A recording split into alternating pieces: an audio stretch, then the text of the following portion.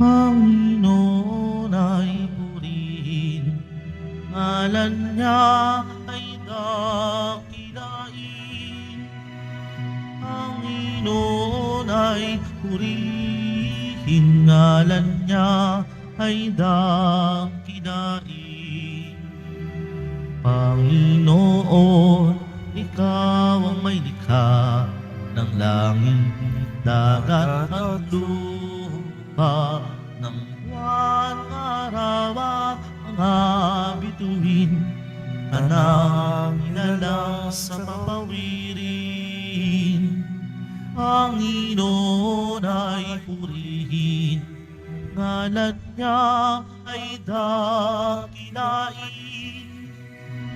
Panginoon ay purihin, ngalan niya ay dakilain. Ngalan niya ay dakilain.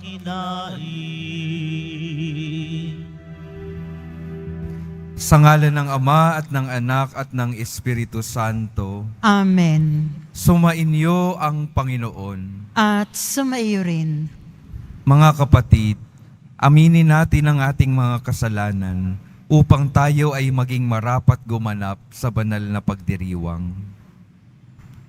Inaamin ko Sa makapangyarihang Diyos at sa inyo mga kapatid, na lubha akong nagkasala sa isip, sa salita at sa gawa, at sa aking pagkukulang, kaya isinasamo ko sa mahal na Birheng Maria, sa lahat ng mga anghel at mga banal, at sa inyo mga kapatid, na ako'y ipanalangin sa Panginoong ating Diyos.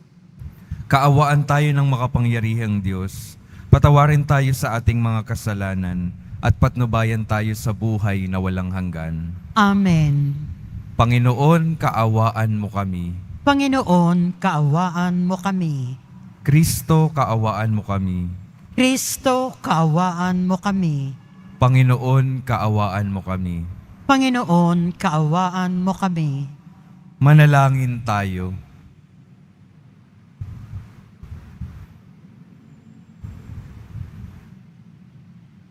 Ama naming makapangyarihan, itaguyod mo ang aming ginagampanan, alinsunod sa iyong kalooban, upang sa ngalan ng anak mong mahal, kami maging marapat magkaroon ng karagdagan sa aming paggawa ng mga kabutihan, sa pamamagitan ni Jesucristo, kasama ng Espiritu Santo, magpa sa walang hanggan. Amen. Magsiupo ang lahat. Pagbasa mula sa ikalawang aklat ni Samuel. Noong mga araw na iyon, kinuha ni David ang kaba ng Diyos at dinala sa Jerusalem. Hindi pa man nakalalayo, nakakaanim na hakbang pa lamang ang mga may dala ng kaban. Pinahinto na sila ni David at naghandog sila ng isang toro at isang pinatabang tupa. Isinuot ni David ang isang linong ephod at nagsayaw sa harapan ng Panginoon.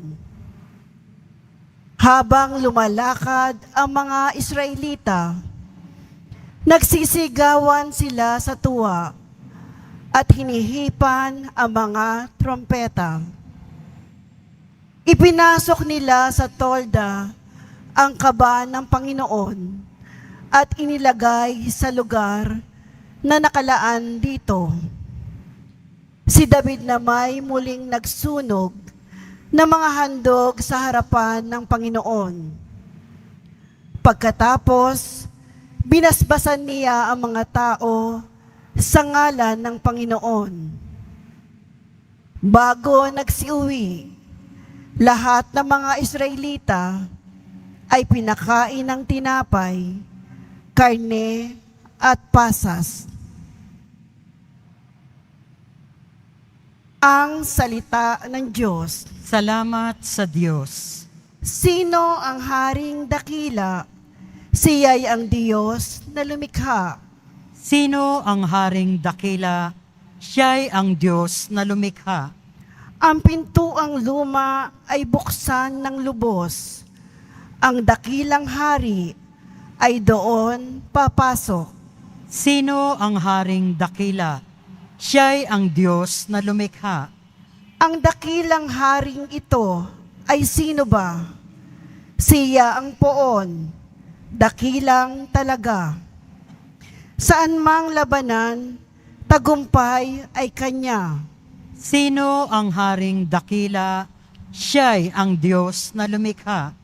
Ang pintuang luma ay buksan ng lubos. Ang dakilang hari ay doon papasok. Sino ang haring dakila? Siya'y ang Diyos na lumikha. Ang dakilang hari, sino ba talaga? Makapangyarihang Diyos at hari siya. Sino ang haring dakila? Siya'y ang Diyos na lumikha. Magsitayo po ang lahat.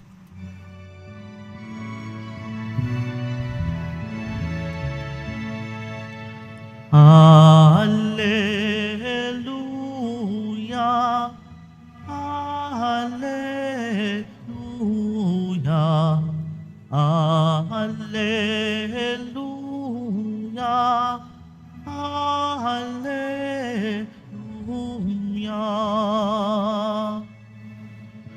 Papuri sa Diyos Ama, pagkat ipinahayag niya, hari siya ng mga aba.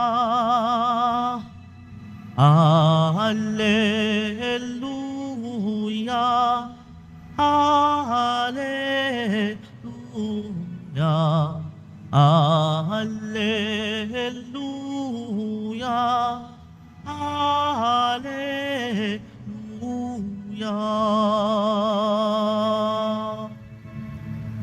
Sumainyo ang Panginoon. At sumaiyo rin. Ang mabuting balita ng Panginoon ayon kay San Marcos. Papuri sa iyo, Panginoon. Noong panahong iyon, dumating ang ina at mga kapatid ni Jesus. Sila'y nasa labas ng bahay at ipinatawag siya. Noon na may maraming taong nakaupo sa palibot ni Jesus at may nagsabi sa kanya, "Nariyan po sa labas ang inyong ina at mga kapatid. Ipinatatawag kayo." "Sino ang aking ina at mga kapatid?" ani Jesus. Tumingin siya sa mga nakuupo sa palibot niya at nagwika, "Ito ang aking ina at mga kapatid, sapagkat ang sino mang tumatalima sa kalooban ng Diyos ay siya kong ina at mga kapatid." Ang mabuting balita ng Panginoon. Pinupuri ka namin, Panginoong Hesu Kristo. Magsiupo ang lahat. Magandang hapon po mga minamahal kong mga kapatid na naririto at kasama natin online. Pakingitian naman yung katabi, pakisabi magandang hapon. Pakisabi sa katabi, kaninong anak ka ba? Narinig niyo na po ba yung sabihin sa inyo ng inyong mga magulang? Kaninong anak ka ba? Tuwing kailan po nila sinasabi iyon?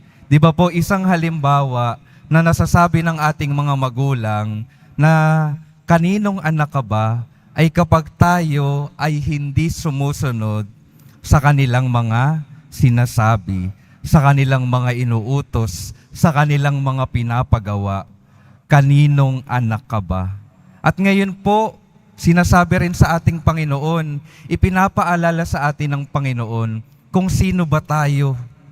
Tayo po ay mga anak ng Diyos. At paano tayo magiging tunay na kapamilya na anak ng Diyos? Sa pamamagitan ng pagtalima sa Kanyang mga utos, sa pamamagitan ng pagsunod sa Kanyang mga ipinapagawa sa atin.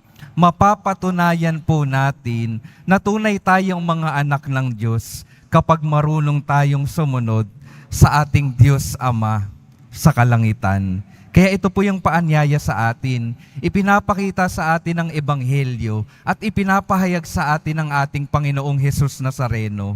Tayong lahat, nais niyang maging kabilang sa pamilya niya. Ngunit ang tanong, tayo ba? Tayo bang mga nakikinig sa Kanya ay nagnanais na maging parte ng pamilya ng Diyos? Dahil hindi naman pwedeng maging kapamilya lamang tayo sa pangalan. Kailangan may ginagawa tayo upang mapatunayan na tayo'y tunay na mga anak ng Diyos. At dito po nakakalungkot yung ating buhay, yung katotohanan sa ating mundo. Marami po sa atin, oo, Katoliko, oo, parte at miyembro ng pamilya ng Diyos, pero hindi marunong sumunod sa mga utos at mensahe ng Panginoon. Kaya minsan maririnig natin, sinasabi ng ibang mga tao, anak ka pa naman ng Diyos, nagsisimba ka pa naman, naglilingkod ka sa simbahan, pero bakit ganyan ka? Kapag yun po ang sinasabi ng mga tao para sa atin, parang tinatanong din nila, kaninong anak ka ba talaga? Kaninong anak ba tayo talaga? Kung hindi natin matututunan na sundan yung ating Panginoon. Ano po bang mga epekto kapag hindi tayo sumusunod sa ibinibigay na direksyon sa atin ng Panginoon? Halimbawa po, sa ating lipunan, kapag hindi tayo sumusunod sa mga batas na ibinibigay sa atin, nagkakaroon po ng kaguluhan, nagkakaroon ng kasakitan ng kapwa. Kaya anong ginagawa kapag hindi sumusunod yung isang miyembro ng lipunan? Pinagsasabihan, pinaparusahan, at nakakalungkot kapag malala yung nagagawang paglabag sa batas ay inilalayo, ikinukulong, inilalayo sa ating lipunan. Parang inaalis yung kanyang pagiging miyembro ng lipunan para mapanatili yung kapayapaan at kaayusan sa ating mga buhay. Sa atin pong mga bahay, naririnig din po natin iyon, sinasabi po natin kanina, kapag hindi na tayo sumusunod sa ating mga magulang, hindi ho ba, yun ang patuloy na tanong sa atin, kaninong anak ka ba? At malalaman din po natin yung dahilan kung bakit nagnanais yung mga magulang, yung mga leader ng ating lipunan na magbigay ng mga batas, magbigay ng direksyon. Ito ay para sa ikabubuti ng lahat, sa ikabubuti ng buhay natin at sa ikabubuti ng buhay ng bawat isa. Nagbibigay ng direksyon na susundan para maging maayos ang buhay ng bawat isa. At ito rin po yung ipinapaalala sa atin ng ating Panginoon sa araw na ito.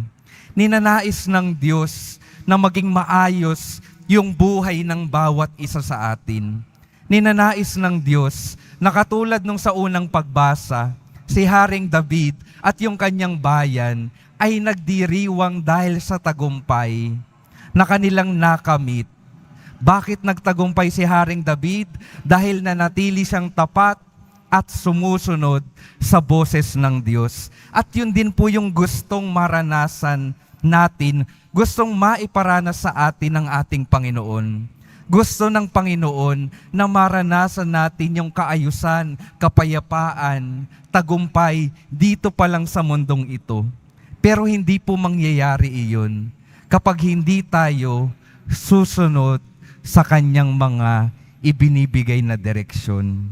At ito po yung patuloy na paanyaya.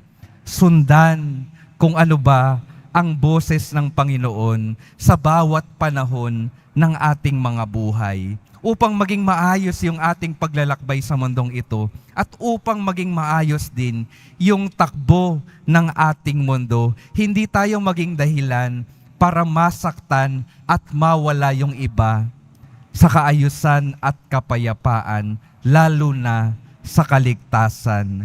Kaya mga kapatid, patuloy nawa tayong sumunod. Pero hindi tayo makakasunod kung unang-una sa lahat, hindi tayo marunong makinig. Kaya yung pinakaunang paanyaya, patuloy nawa tayong magbigay ng panahon para mapakinggan kung ano ba yung iniuutos at ibinibigay na direksyon ng Panginoon. Magbigay ng panahon para makinig sa mabuting balita. Magbigay ng panahon para sa pananalangin. Sa pagtatanong sa Diyos, Panginoon, ito ba yung nais mo? O ito ba ay nais ko lamang? Napakahalaga po na maging maliwanag sa atin sa bawat pipiliin natin sa araw-araw. Napakahalaga na maliwanag sa atin kung ano yung nais ng ating Poong Jesus Nazareno. Kasi kung palaging nais niya yung susundin ng ating mga buhay, makakatiyak po tayo na hindi lamang ito mabuti para sa sarili kong buhay. Ito rin ay mabuti para sa buhay ng mga taong aking nakakasalamuha. Makakabuti para sa lahat. Kaya mga kapatid, patuloy po natin nawang buksan yung ating sarili sa pagdating ng mensahe ng Panginoon at magkaroon tayo nawa ng lakas ng loob para sundan ito. Para yung ating mga buhay maging mapayapa, maayos at makapunta sa kaligtasan na ninanais ng Diyos sa bawat isa. Sabi po ng isang santo ni Saint Francis de Sales, ang pinakaayaw daw po ng demonyo ay yung mga anak ng Diyos na marunong sumunod. Anak ng Diyos na marunong sumunod. Ayaw na ayaw ng demonyo na sumusunod tayo sa nais ng Diyos. Bakit? Dahil kapag sumusunod tayo sa nais ng Diyos, hindi niya na tayo mahahatak papunta sa kamatayan. Hindi niya tayo mahahatak papunta sa kapahamakan. At yun naman po yung nais ng demonyo. Mailayo tayo sa Diyos, mailayo tayo sa kaligtasan para magtagumpay siya. Mabawasan yung mga sumusunod sa Diyos. Kaya mga kapatid, kaya mahalagang humingi tayo ng lakas habang tayo ay nagsusumikap na sumunod sa Diyos. Dahil yung demonyo, gagawin niya ang lahat, maakit lamang tayo na sumuway sa mga utos ng Diyos. Mga kapatid, patuloy po nawang maging paalala sa atin sa araw na ito na ang bawat isa sa atin ay anak ng Diyos. At nawa mapatunayan natin na tayo ay tunay na mga anak ng Diyos sa pamamagitan ng buhay natin na sumusunod sa Kanya. At ang huling hamon ko po, nawa tayong mga nakikinig dito, tayong mga nagsusumikap na sumunod sa Diyos, ay huwag maiwan lamang dito sa simbahan na ito. Nawa, tingnan natin yung ating mga kapatid na nasa labas ng simbahan. Tingnan natin yung ating mga kaibigan, mga taong nasa labas ng pagsunod sa Diyos.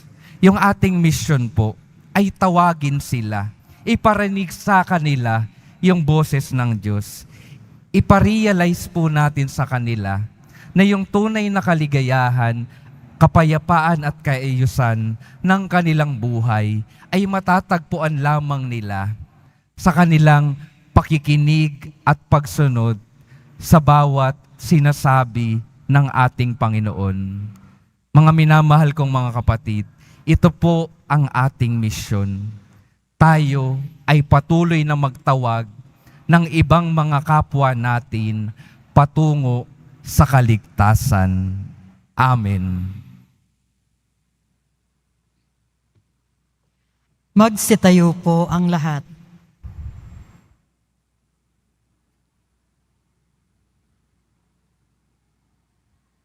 Minamahal kong mga kapatid, ang mensahe ng kaligtasan ni Jesus at ng kanyang buhay, ang ating pamantayan ng paghahanap sa kalooban ng Diyos. Sa bawat panalangin, ang ating sasabihin, gawin mo kaming mga lingkod ng iyong kalooban. Gawin mo kaming mga lingkod ng iyong kalooban. Ang simbahan naway mamuhay sa diwa ng Ebanghelyo at laging hanapin ang kalooban ng Diyos. Manalangin tayo. Gawin mo kaming mga lingkod ng iyong kalooban. Ang ating pananampalataya naway mapalalim natin sa pamamagitan ng ating paglilingkod sa mga dukha may kapansanan at mga mahihina. Manalangin tayo. Gawin mo kaming mga lingkod ng iyong kalooban. Tayong lahat naway maging tunay na miyembro ng pamilya ng Diyos sa pagiging tapat sa kalooban ng Amang nasa langit. Manalangin tayo. Gawin mo kaming mga lingkod ng iyong kalooban. Ang salita ng Diyos naway gawin nating buhay sa pamamagitan ng pagsasabuhay nito sa lahat ng pagkakataon.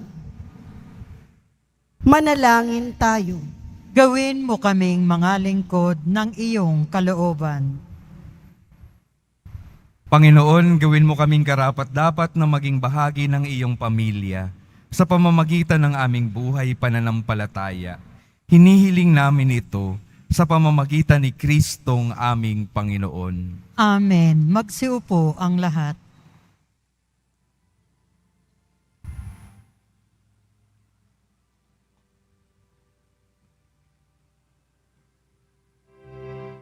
Itong alak at tinapay ay handog sa'yo, Ama. Ito'y bunga ng aming gawang iyong pinagpala. Sumasamo ang iyong bayang, tanggapit iyong basbasan, nang sa amin maging tunay na katawat dugo ng iyong anak.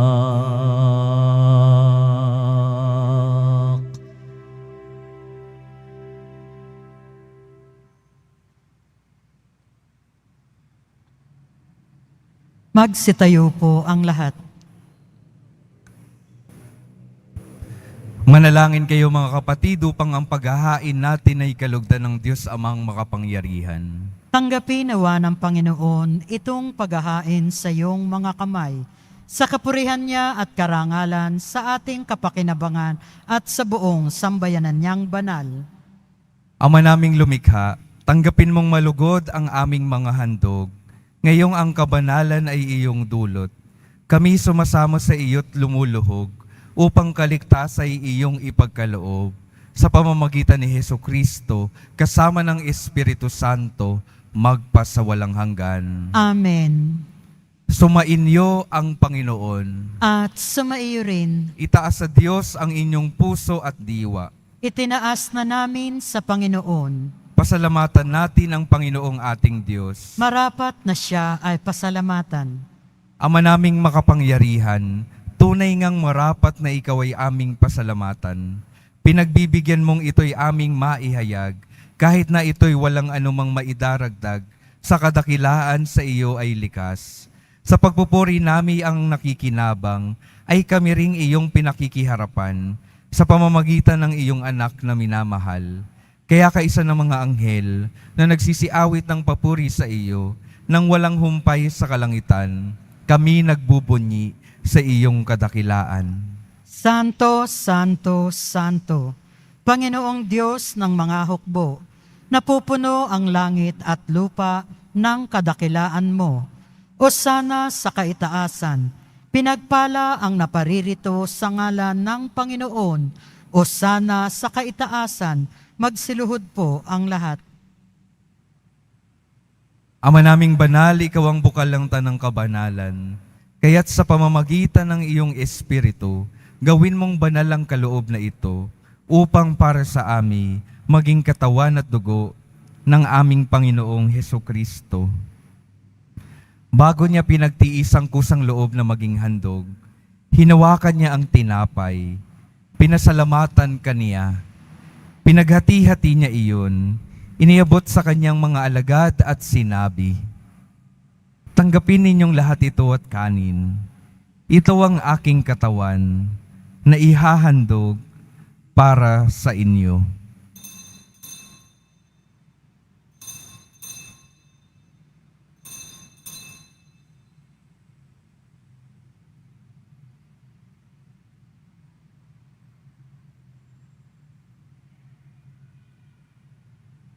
Gayon din naman nung matapos ang hapunan, hinawakan niya ang kalis, muli kanyang pinasalamatan.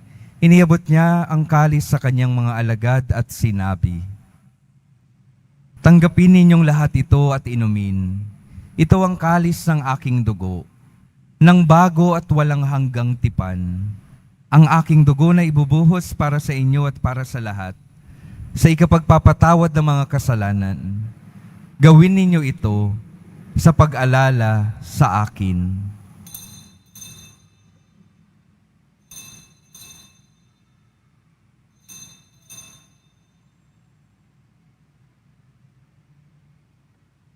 Magsitayo po ang lahat.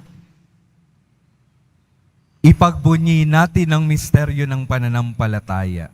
Si Kristo'y namatay, si Kristo'y nabuhay, si Kristo'y babalik sa wakas ng panahon. Ama, ginagawa namin ngayon ang pag-alala sa pagkamatay at muling pagkabuhay ng iyong anak. Kaya't iniaalay namin sa iyo ang tinapay na nagbibigay buhay at ang kalis na nagkakaloob ng kaligtasan. Kami nagpapasalamat dahil kami iyong minarapat na tumayo sa harap mo para maglingkod sa iyo. Isinasamo namin kaming magsasalo-salo sa katawan at dugo ni Kristo ay mabuklod sa pagkakaisa sa pamamagitan ng Espiritu Santo. Ama, lingapin mo ang iyong simbahang laganap sa buong daigdig. Puspusin mo kami sa pag-ibig, kaisa ni Francisco na aming Papa at ni Jose na aming Obispo at ng Tanang Kaparian. Alalahanin mo rin ang mga kapatid naming nahimlay nang may pag-asang sila'y muling mabubuhay. Gayon din ang lahat ng mga pumanaw. Kaawaan mo sila at patuloyin sa iyong kaliwanagan. Kaawaan mo at pagindapatin kaming lahat na makasalo sa iyong buhay na walang wakas. Kaisa ng mahal na Birheng Maria na Ina ng Diyos, ng kabiyak ng puso niyang si San Jose, kaisa ng mga apostol, ni San Juan Bautista, at ng lahat ng mga banal na namuhay dito sa daigdig ng kalugod-lugod sa iyo. Maipagdiwang nawa namin ang pagpupuri sa ikararangal mo sa pamamagitan ng iyong anak na aming Panginoong Hesukristo. Sa pamamagitan ni Kristo, kasama niya at sa Kanya, ang lahat ng parangal at papuri ay sa iyo, Diyos Amang makapangyarihan, kasama ng Espiritu Santo, magpa sa walang hanggan. Amen. Sa tagubilin ng mga nakagagaling na utos at sa turo ni Jesus na Panginoon natin at Diyos, ipahayag natin ng lakas loob.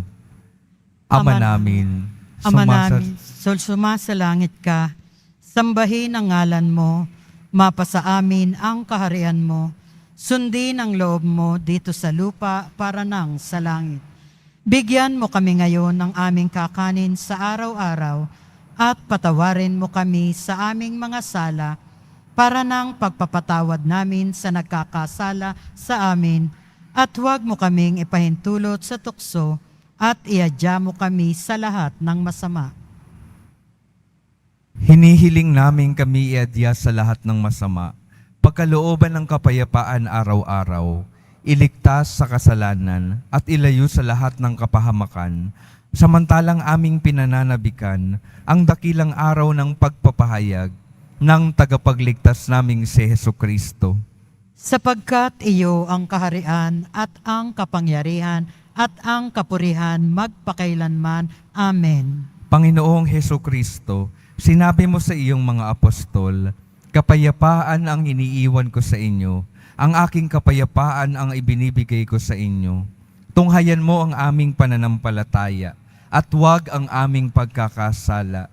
Pagkalooban mo kami ng kapayapaan at pagkakaisa ayon sa iyong kalooban, kasama ng Espiritu Santo, magpa sa walang hanggan. Amen. Ang kapayapaan ng Panginoon ay laging sumainyo. at sumaiyo rin. Magbigayan kayo ng kapayapaan sa isa't isa.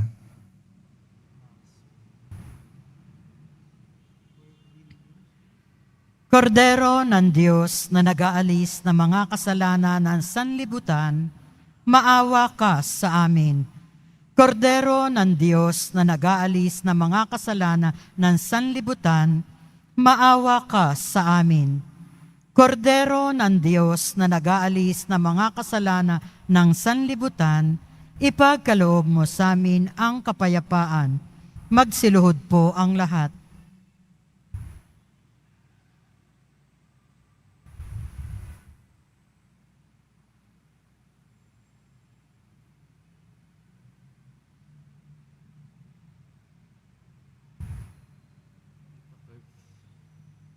Ito ang kordero ng Diyos. Ito ang nag-aalis ng kasalanan ng sanlibutan. Mapalad ang mga inaanyayahan sa kanyang piging. Panginoon, hindi ako karapat-dapat na magpatuloy sa iyo, ngunit sa isang salita mo lamang ay gagaling na ako.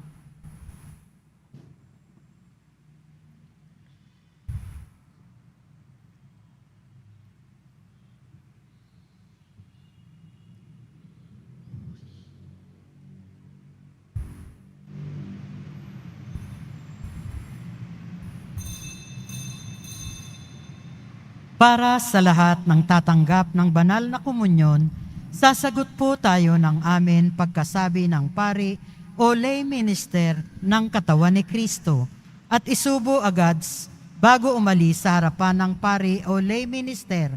Sumunod po tayo. Maraming salamat po.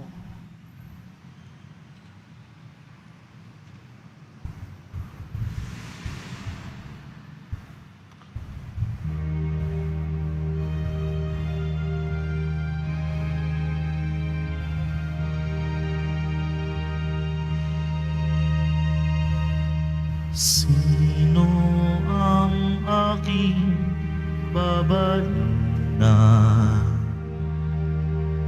Panginoon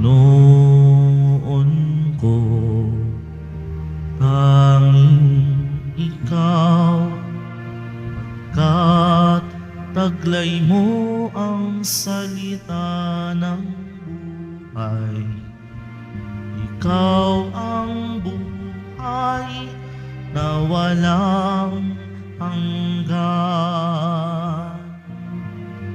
Panginoon, narito ako. Gawin mo sa akin ang maibigan mo. Handa akong tupdin ang loob mo, Panginoon, narito ako.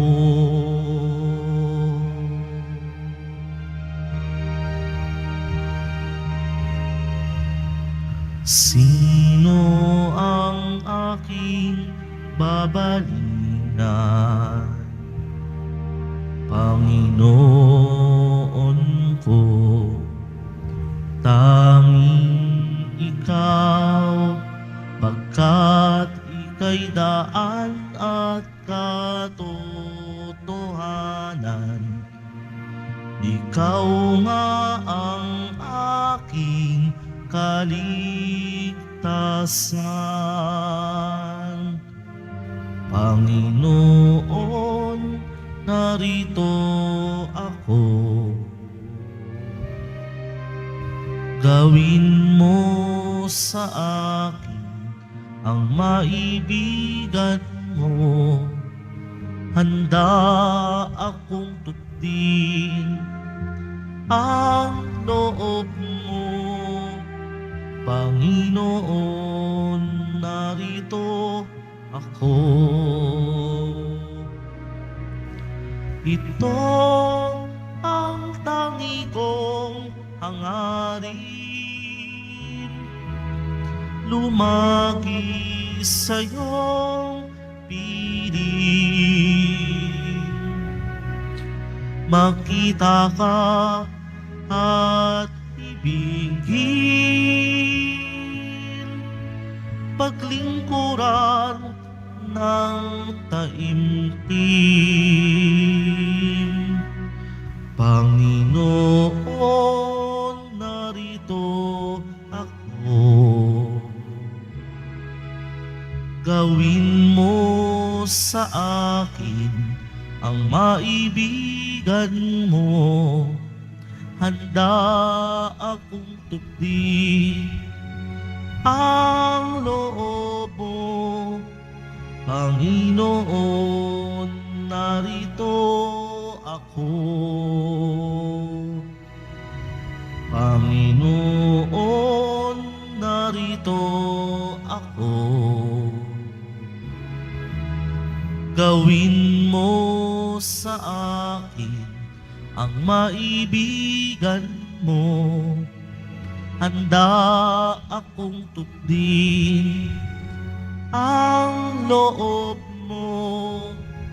Panginoon, narito ako.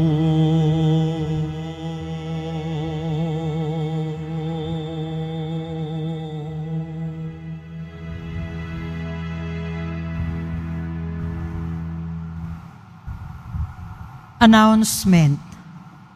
Ang lahat po ng may mga lumang palaspas na ginamit noong linggo ng palaspas, maaari niyo pong dalhin sa simbahan ang mga ito. Ito po ay susunugin sa darating na February 13, 2024, Martes, bago ang Miyerkules ng Abo sa February 14.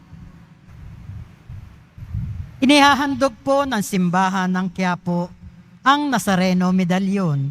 Ito po ay nagkakahalaga ng 20 pesos. Mabibili pa rin po ang ating official na imahe ng Jesus Nazareno.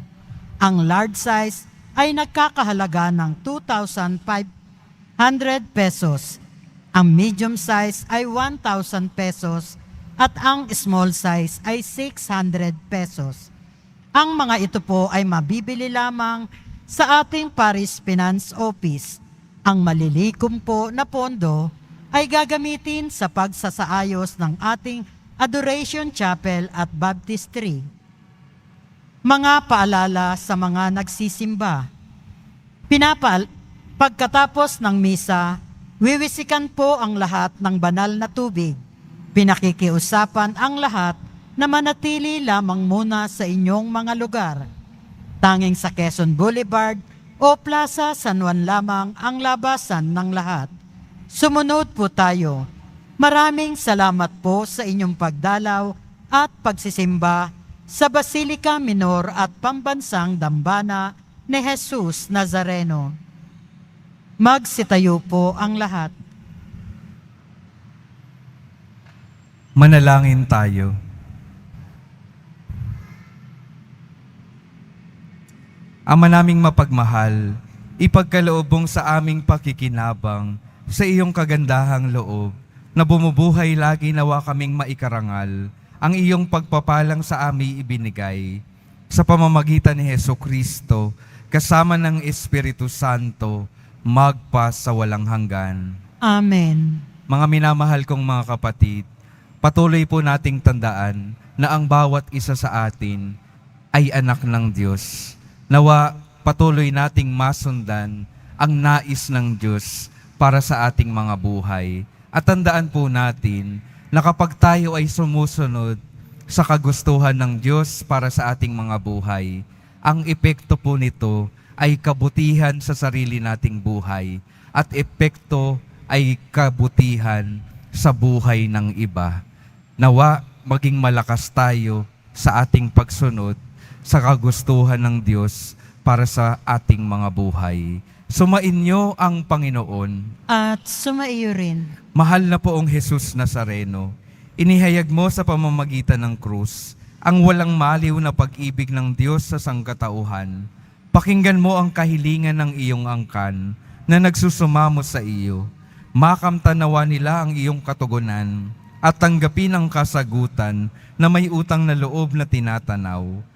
Basbasan din po ninyo ang mga daladala nilang mga imahen at dasalan sa pamamagitan ng bendisyon na ito, naway maalala nila ang mga pangako nila noon sa binyag, na ikaw ang kanilang iibigin at paglilingkuran bilang Panginoon, magpas sa walang hanggan. Amen. At pagpalain kayo ng makapangyarihang Diyos, Ama, Anak at Espiritu Santo.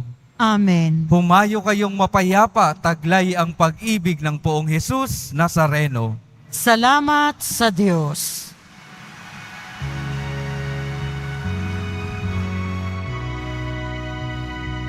Nuestro Padre Jesus Nazareno, sinasamba ka namin.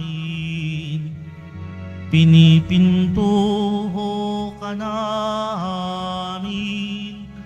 Aral mo ang aming buhay at kaligtasan. Nuestro Padre Jesus Nazareno, iligtas mo kami sa kasalanan.